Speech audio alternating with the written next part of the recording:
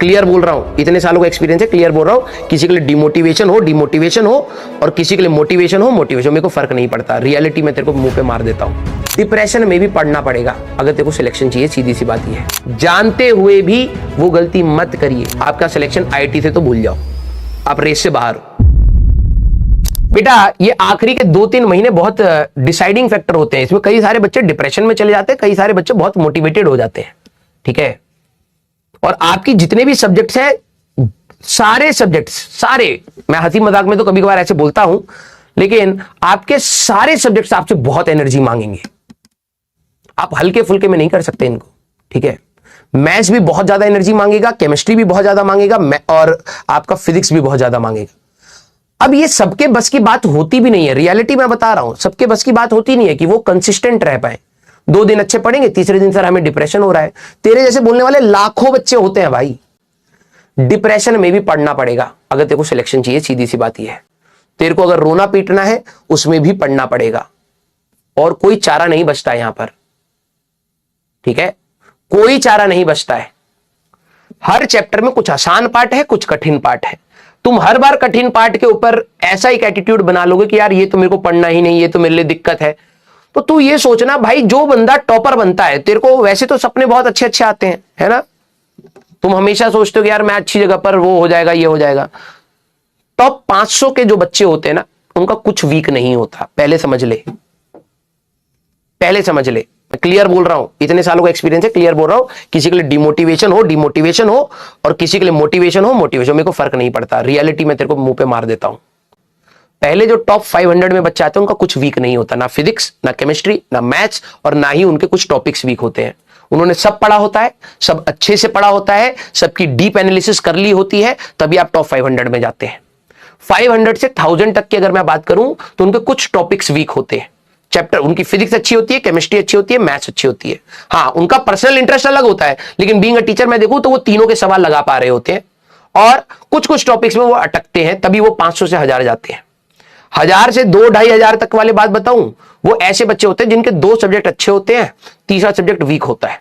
Week ऐसा भी नहीं कि भाई सिलेक्शन ही नहीं हुआ, ऐसा वीक जैसे फिजिक्स केमिस्ट्री में बहुत अच्छा स्कोर मार रहे हैं, मैथ्स नीचे चली गई, मैथ्स और फिजिक्स में बहुत अच्छा स्कोर मार रहे हैं, केमिस्ट्री नीचे चली गई। और नीचे ऐसी तुम्हारी वाली नीचे नहीं कि भाई 0 ही आ रहे हैं, 10 ही मार्क्स आ रहे हैं, 20 ही मार्क्स आ रहे हैं, नहीं, वो स्कोर कर रहे हैं। मान लो अगर फिजिक्स में उनके 90 मार्क्स आ रहे हैं, मैथ्स में 80 आ रहे हैं, तो केमिस्ट्री में 60 आ रहे होंगे, ऐसा होगा कुछ स्कोर।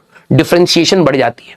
2500 से अगर आप आगे जाओगे तो जो तीसरा सब्जेक्ट होता है वो बिल्कुल कट ऑफ के आसपास होता है। आपको ये बात भी पता होनी चाहिए, एडवांस में कट ऑफ भी है ना। एक सब्जेक्ट बहुत अच्छा कर लोगे, 2 सब्जेक्ट बहुत अच्छे कर लिए, तीसरे में नहीं हुआ, कुछ नहीं हुआ। मैं आपको पहले क्लियर कर दूं, आपको शायद ये भी कई बच्चों को नहीं पता होगा कि आपके एडवांस में कट ऑफ भी होती है। ठीक है, total score also matters and individual score also matters. ऐसा आप नहीं कर सकते। एक बच्चा गधा मेरे को पूछ रहा था कि सर मैं दो उसमें बहुत अच्छे कर लूंगा, मैथ्स और केमिस्ट्री बहुत, वो फिजिक्स कर लूंगा, मेरे से केमिस्ट्री नहीं हो रही या मैथ्स नहीं हो रही, मेरा सिलेक्शन होगा? नहीं होगा। मैं क्लियर बोल रहा हूं, ना ही एनआईटी में होगा तेरा सिलेक्शन। तुम में से अगर किसी में दिमाग चल रहा हो कि यार मेरी ना फिजिक्स केमिस्ट्री अच्छी चल रही है, मैं मैथ्स को छोड़ देता हूं, या मैथ्स केमिस्ट्री अच्छी चल रही है, फिजिक्स को छोड़ देता हूं, अगर तुम्हारे दिमाग में सिलेक्शन ही नहीं होगा। क्योंकि अगर तुम जेईई मेंस की बात करोगे तो हाई परसेंटाइल चाहिए, और हाई परसेंटाइल भाई साहब बच्चे 300 में से आप ये समझो 280 पर भी बहुत बैठे हुए हैं। ठीक है, 250 पर भी बहुत बैठे हुए हैं, तो हाई परसेंटाइल स्कोर है। तू 100 मार्क्स तू छोड़ करके जा रहा है और तू कह रहा है 200 मार्क्स का मैं पेपर अटेम्प्ट करूंगा, उसमें गलतियां भी करेगा, तू आगे 150 पर, तो जस्ट तेरी 93-94 परसेंटाइल हो गई, कुछ नहीं मिलने वाला। तेरे को तीनों सब्जेक्ट्स पढ़ने पड़ेंगे। आईआईटी एडवांस के लिए अगर मैं बात करूं, अगर आपका एक चैप्टर गुल होने लग गया है, गुल, ठीक है, मतलब एक सब्जेक्ट मैथ्स आप जस्ट कट ऑफ तक जा रहे हैं, तो आप 5-7 हजार तक पहुंच गए। जैसी मेरी कहानी थी, मैथ्स गुल था, फिजिक्स केमिस्ट्री के भरोसे गया था, लेकिन गुल में ऐसा नहीं, जस्ट कट ऑफ तक पहुंच पा रहा था मैं। हमारे टाइम पे 30-32 मार्क्स की कट ऑफ थी मैथ्स की, और मेरे जस्ट 35 मार्क्स आए थे मैथ्स में। अगर वो 30 होते और फिजिक्स और केमिस्ट्री में मेरे और बढ़ गए होते 10-10, 15-15 मार्क्स, कुछ नहीं होता फायदा। समझ रहा है? ये आपकी एक अलग कहानी है। और अगर आपका एक सब्जेक्ट पूरा गुल हो गया, भले ही वो केमिस्ट्री हो, भले ही वो फिजिक्स हो, भले ही वो मैथ्स हो, एक चैप्टर पूरा गुल हो गया सब्जेक्ट, आपका सिलेक्शन आईआईटी से तो भूल जाओ, आप रेस से बाहर हो। ठीक है। और जो आप ये रायता फैला रहे हो, कभी किसी चैप्टर को वीक कर रहे हो, कभी किसी चैप्टर को, ये पूरा सब्जेक्ट वीक हो रहा है। और आपको समझ आ रही है कि अगर आपके सारी चीजें इक्वल सिंक में चल रही हैं, इंटरेस्ट के साथ चल रही है, डीप एनालिसिस कर रहे हो, तो आप अच्छी रैंक पर जा रहे हो। आपका प्रिडिक्टर, रैंक प्रिडिक्टर यही है। ठीक है। मैंने अपने इतने साल के करियर के एक्सपीरियंस में मैंने कोई ऐसा बच्चा नहीं देखा मैथ्स छोड़ के गया हो और टॉप 500 में आ गया, ऐसा नहीं देखा। ठीक है। अगर आप एक सब्जेक्ट छोड़ के जाओगे, आप 2500 के पीछे ही हो। ठीक है। अब वो सब्जेक्ट आप कितना खराब कर रहे हो वो आपके ऊपर डिपेंड करता है। अब आप ये सोचोगे सर मेरा तो वीक हो रहा है, सर मेरी तो केमिस्ट्री वीक हो रही है, मैं नहीं रट पाता, मेरी फिजिक्स वीक हो रही है, मैं नहीं सोच पाता, मेरी मैथ्स वीक है क्योंकि मैं इतना ज्यादा मैथ्स जानता नहीं। तो बेटा आईटी तो हट गया, तू रेस से हट चुका है। अब बात आई तेरी एनआईटी की। एनआईटी में भी अच्छा स्कोर करना पड़ेगा, high score. JEE advance low scoring है, जेई मेंस हाई स्कोरिंग है। अच्छा स्कोर मारेगा तब जाके तेरा सिलेक्शन होगा। अब तू सोच रहा हो कि अच्छी एनआईटी में अच्छी ब्रांच, भाई 200 प्लस चाहिए, 220 230 प्लस चाहिए।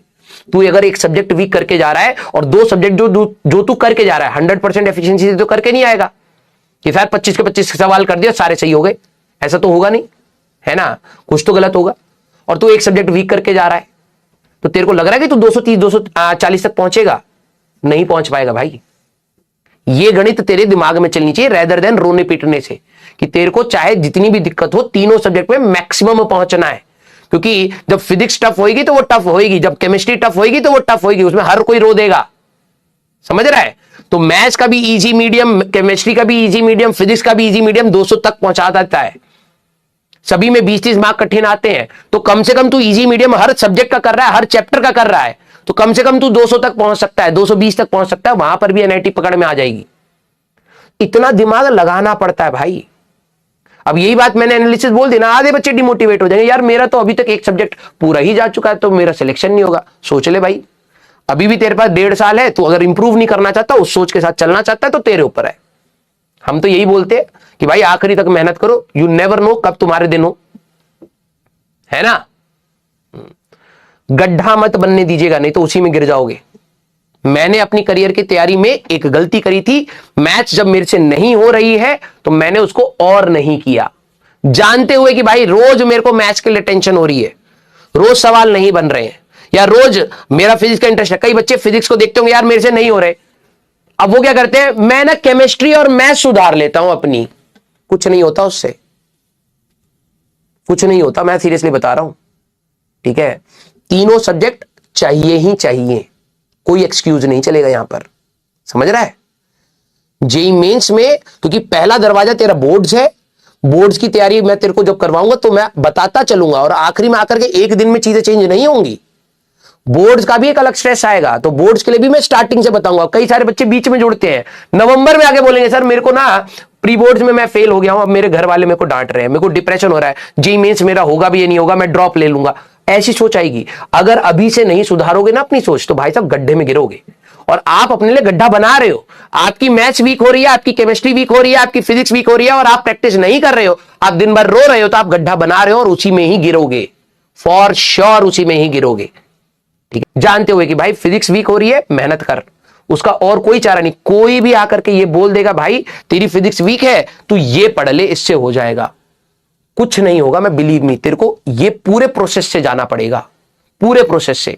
अगर वही चारा होता, मेरे को भी पता है, वही चारा होता तो मैं स्टार्टिंग से वही करा रहा होता कि भाई ये देख, ये कर ले हो जाएगा सिलेक्शन, ये कर ले हो जाएगा। मैं पूरा डिटेल में क्यों जा रहा हूं कि किसी को नहीं पता भाई कब कौन सा सवाल कहां से घुमा के पूछा जाएगा। तेरे अंदर थॉट कैपेसिटी इंक्रीज होनी चाहिए। जब हम लोग कठिन सवालों की बात करते हैं, समय लेके करते हैं, कुछ चीजों को रोकते हैं कि भाई अभी रुक जा, अभी इतनी सारी चीजें दिमाग में जाएंगी, थॉट कैपेसिटी बनेगी ही नहीं। हमें सोचना इंपॉर्टेंट है रेदर देन टॉपिक कंप्लीशन। तो आप उसी प्रोसेस में आप उसको वैल्यू करिए भाई, उसको वैल्यू करिए। आपको जो स्ट्रगल दिख रहा है वो that is very genuine struggle. आप उसमें कोई शॉर्टकट्स मत ढूंढने लगिएगा कि यार हमें भैया ने बताया ये कर लो, भैया ने बताया वो कर लो। भाई वो भी इसी रास्ते से निकल के आए हैं, उन्होंने भी स्ट्रगल करा है, उन्होंने भी सवाल लगाए हैं। और मैं बता रहा हूं कि हो सकता है उनके लिए कुछ चीजें काम करी होंगी, वो बता सकते हैं कि भाई ये कर ले वो कर ले, प्लस माइनस होगा, फॉर श्योर होगा, वो गलत नहीं है। ठीक है। लेकिन मेजॉरिटी के लिए एप्लीकेबल नहीं है। हो सकता है मैंने जो तैयारी करी थी, मैं तुम्हें बता रहा हूं कि मैंने एक तरीके से तैयारी करी, ये भाई बहुत सही थी। हो सकता है आधे बच्चे सिंक ही ना हो, वैसे दिन रात लगने के लिए तैयारी ना हो, है ना। तो मेरी तैयारी करने का जो तरीका था वो मेरे लिए सेट हो गया। वो मैंने ढूंढा कि यार मेरे लिए ना ऐसे ऐसे पढ़ने से सही होता है, तो वो मैंने ढूंढा और मेरे लिए काम कर गया। अब मैं तेरे को बोल दूं कि भाई उसी तरीके से तू पढ़ ले, तेरा नहीं हो पाएगा भाई। कई सारे बच्चों होंगे जिनका नहीं हो पाएगा। तो ये आपको इसी प्रोसेस में ही समझ आएगा कि आपके लिए क्या बेहतर है क्या नहीं है, लेकिन उसके लिए आपको मेहनत करनी पड़ेगी। बीइंग अ टीचर मैं हर कोई यही बोलूंगा कि भाई मेरी स्ट्रेटेजी के हिसाब से मत चलिए। मैं आपको आगे की प्रॉब्लम्स बता सकता हूं कि भाई ये दिक्कतें आएंगी, मैं पढ़ा सकता हूं, चलना आप ही को पड़ेगा, चलना आप ही को पड़ेगा।